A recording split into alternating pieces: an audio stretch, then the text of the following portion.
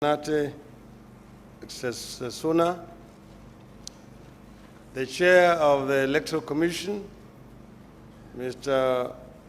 Wafula Chebukati, the Chief Justice, Mr. David Maraga,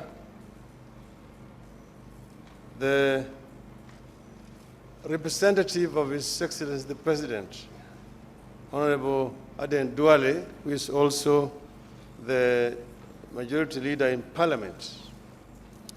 Your Excellencies, distinguished guests, ladies and gentlemen, I want to begin by thanking the conveners of this conference for making it possible for us to assemble here this morning to talk about the forthcoming general elections. Kenyans have always desired free, fair, and credible elections. We see this desire every 5 years in people waiting patiently around schools, churches, and all other places that serve as polling centers on election day.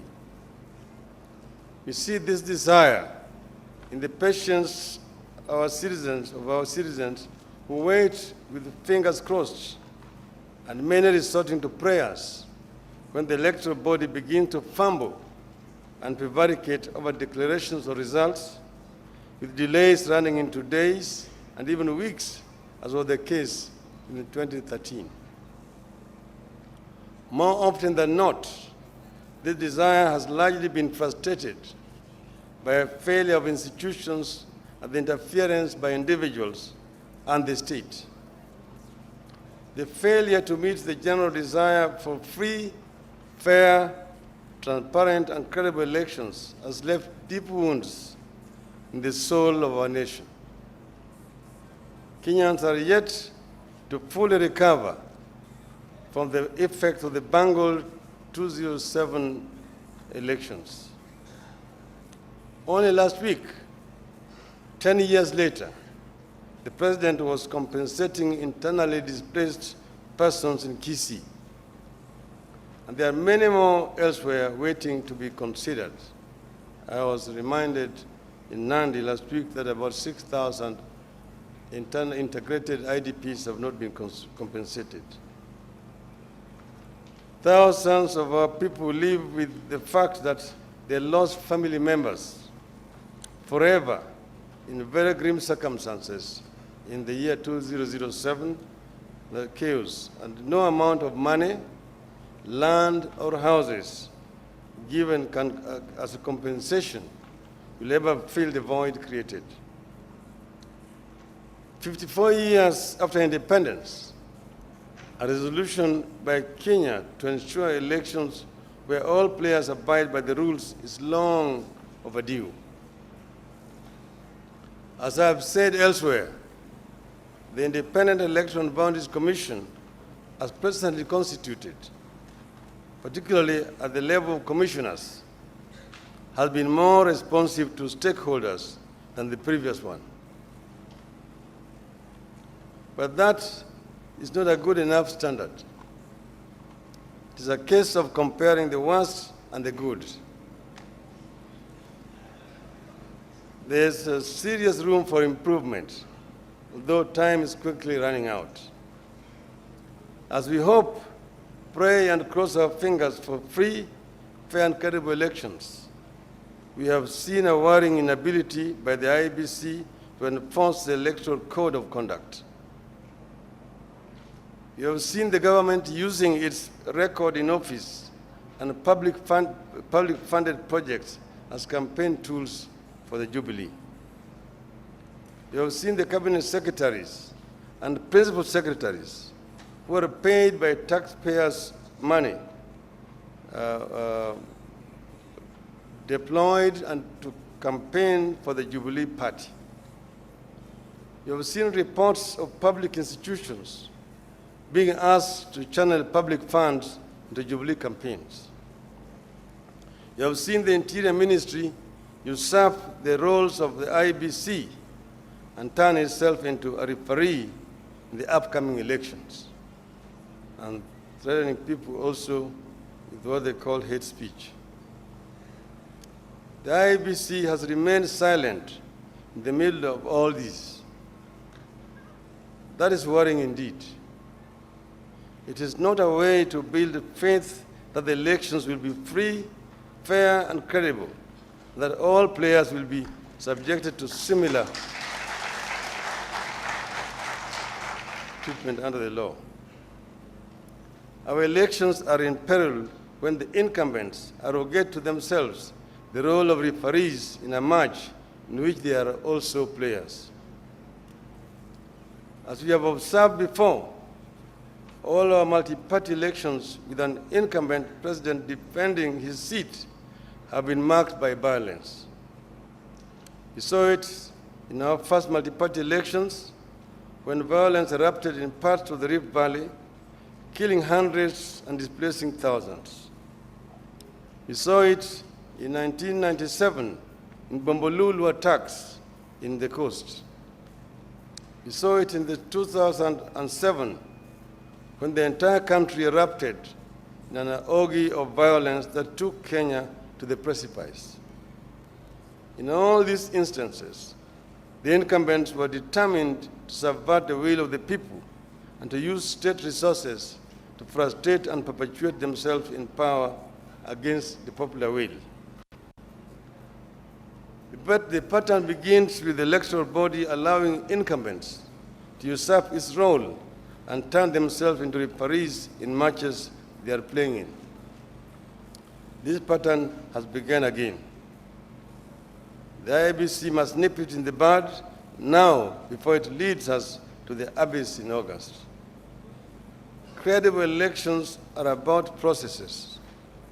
They are about registration of voters, access to polling stations, casting and counting of ballots, and declaration of results. All these processes need to be credible, trustworthy, consultative, and inclusive. In this election, the concerns of the opposition have been ignored in one of the most critical aspects of these stages, and that is the printing of ballot papers. We are also deeply concerned about the determination of the IEBC to change the law regarding declaration of presidential results. We recognize that the courts are currently seized of this matter, and we trust that justice will be done. As a law-abiding citizens, we went to court to quash the decision of the IEBC to award the tender for the supply and delivery of ballot papers for elections, election result declaration forms, and poll registers to Al Ghurair Printing and Publishing Company Limited of Dubai. We raised several grounds, among them the fact that the IEBC had acted unlawfully and illegally and in contravention of the Election Laws Amendment Act 2016, with particular regard to the integrated electronic electoral system that enables the biometric voter registration, electronic voter identification, and electronic transmission of results. We said that the poll registers ordered by the IEBC would not satisfy the conditions needed for the edit of the register to verify the accuracy thereof, updating the register, and for the verification of biometric data, and eventually for the publication of the register of voters online.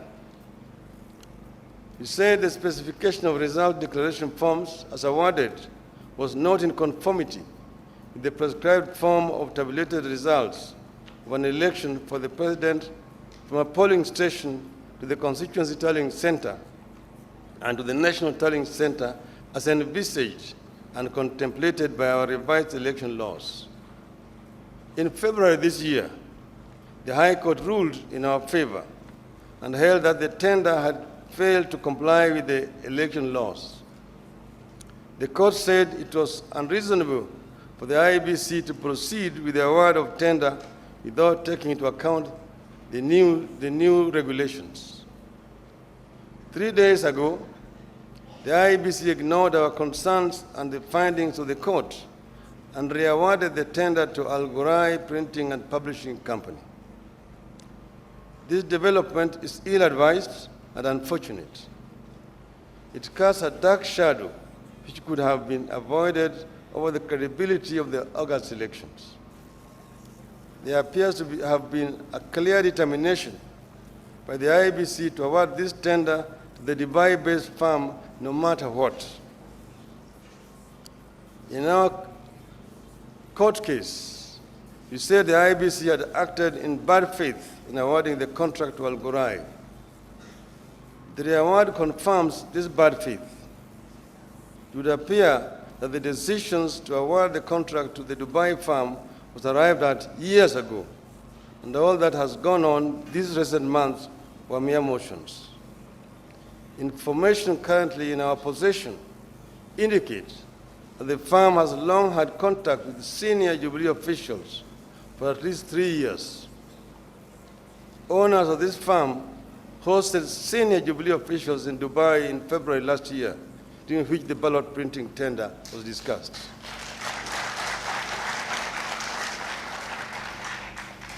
Officials of the firm were in Kenya in October 2016 as head of the business delegation brought by the Dubai Chamber of Commerce, during which trip they held further talks on this contract with the Jubilee officials. That's how IBC became hell-bent on delivering the printing tender to Al Ghurair. The opposition was never involved in these improper contracts. Full disclosure would also reveal that this firm has local franchise holders who hold non-partisan political positions in the contest ahead. All these have never been disclosed.